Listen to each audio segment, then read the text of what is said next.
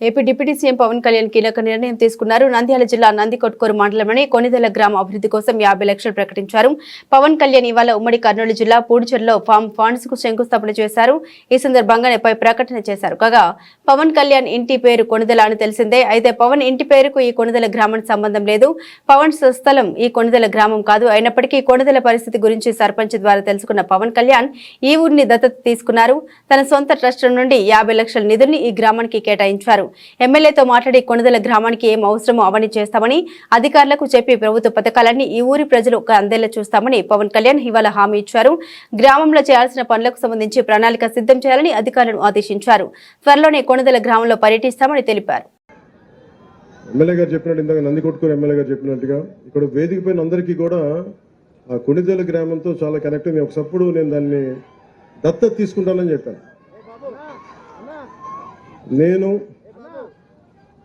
వస్తా ఖచ్చితంగా. నేను అక్కడ ఏం అవసరమైతే నా ట్రస్ట్ ద్వారా నిధులు మీకు ఒక 50 లక్షల రూపాయలు పనులు నేను చేసి పెడతాను.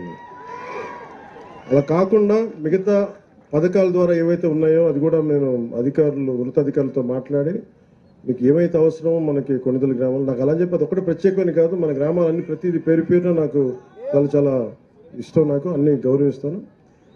ప్రత్యేకించి ఆ రోజు అడిగారు కాబట్టి నాకు దాని మీద గౌరవంతో కొనిదెల గ్రామానికి నేను వచ్చి నేను మీకు ఏమేమి పనులు కావాలో గౌరవ శాసనసభ్యులు కూడా తెలియజేసి నేను ఆ పనులు చేసి నేను ఇప్పుడు ఆలూరుకి ఎలాగ వస్తాను ఒక రోజున అలాగే కొనిదెల గ్రామానికి కూడా వస్తాను.